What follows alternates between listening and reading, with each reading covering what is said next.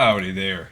I don't know why I'm starting like that lately, everybody, but what's up? It's GleeCon, and I'm back again with another episode of Lore of Warcraft. Thanks for tuning in. Last episode, we read an episode of this. We read a chapter of this book. This is Warcraft Durotan. We read chapter 22 last time. This is a prequel novel to the alternate film universe, Warcraft, the movie. And in this, the Frostwolf clan had decided it's just too bad where they're at now, and they're going to travel north to the seat of the ancients, as far north as north can be. And we left off with them stumbling upon just the soil itself burning. They don't know why, so stay a while and listen as we find out why together. Chapter 23, Warcraft Durotan. Durotan wanted to rage, to scream, to kill, but he forced himself to shove the fury down deep inside and to breathe slowly even as he clenched his fists. "Do you mean a wildfire?" he asked. They shook their heads. "The smoke, it's coming up from the ground. There were places where the wolves couldn't even walk," Zarka said. Draka rode up beside him, saying nothing, just giving him strength with her simple, calm presence. Then, unexpectedly, Drekthar moved Wizir toward the hushed voices. "Is there a path through this burning ground?" Zarka looked unsure. "There were some areas we could go, yes, but then we must continue."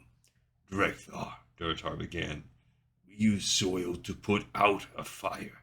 If the soil itself can burn." "This is but more of the same, Durotan," Drekthar said.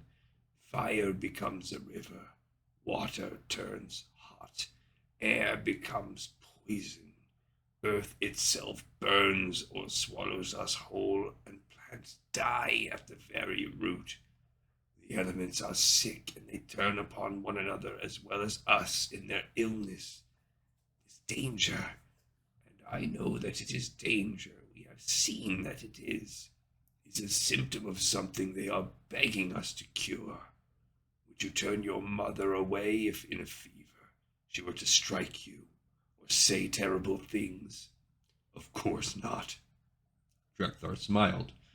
"No, you would never do so. You would know she did not intend for these things to harm you, but she was ill and unable to control herself. So it is now with the elements. They are like our parents, our family.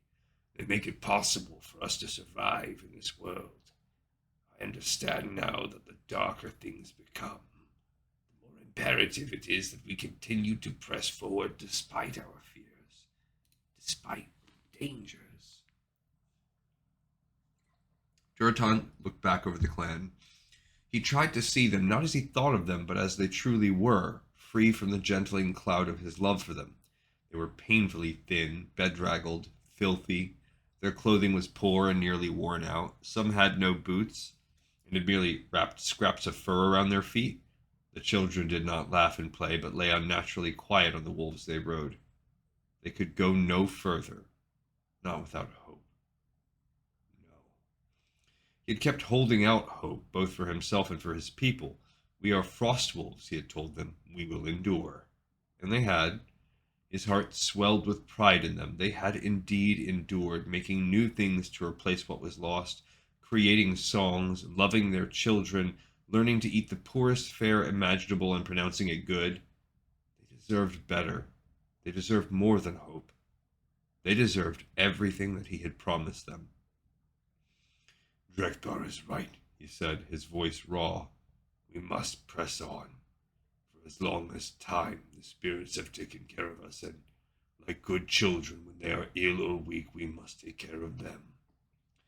He turned to look at Draka, Orgrim, and Gia. "But as chieftain, I am also a father to my people. I must look after their needs as well. And so Drekthar and I will go to the seat of the spirits alone. The rest of you will stay behind and protect the Frostwolf clan." "No." Draka's response was swift and strong. "I swore to be by your side, Durotan, son of Garad, son of Durkosh. I will not leave you." He smiled at her, And to our child, he said, I am also a father.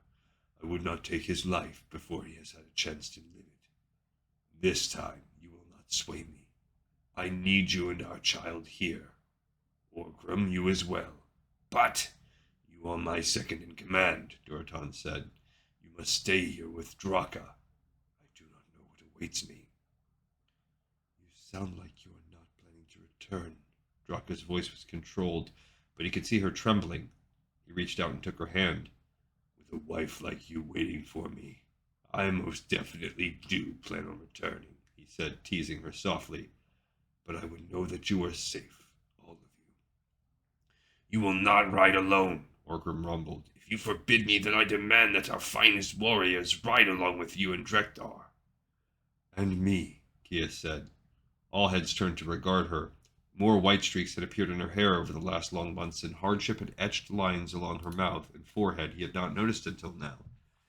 He recalled how the four of them, he, Gia, Garad, and Orgrim, would ride as a unified front to then veer off to chase down their targets. Those were good days. Sweet days. They were days that had gone and would never return. Wishing would not make the world right again. Maybe, just maybe, what he and Drekthar were doing would. And all of a sudden he understood why Gia wanted to come with them. She was a lore keeper, in a world where lore now meant nothing.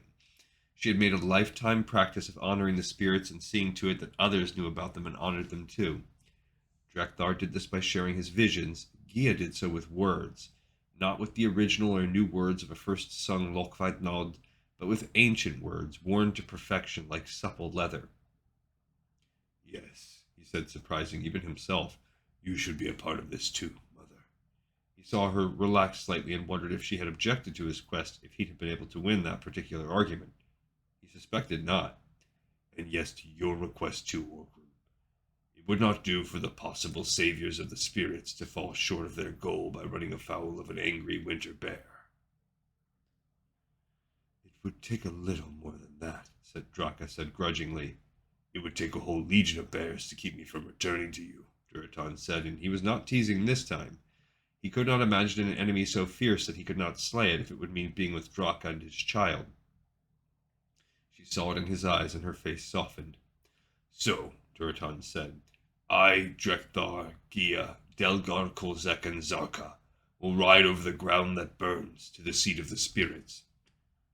Do you want to speak to the clan before you depart? Orgrim asked. Durotan looked back at his people and shook his head. Speeches are to inspire our people to battle or to comfort them when disaster strikes. This is neither of these times. Tell them only that we have gone ahead to see what is there.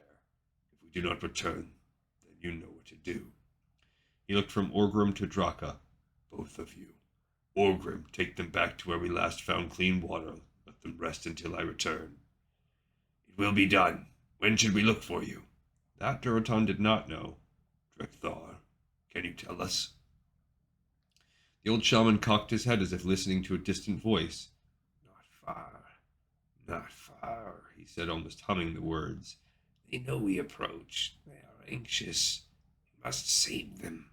Half a day's ride, no more, to the seat of the spirits. Durotan thought a moment. He had no idea what awaited them. Surely they would need to stay for at least some time. 3 suns at the utmost, Durotan said. Someone will come. With luck we have found a safe new home. Without it in 4 suns, you will be the Frostwolf chieftain.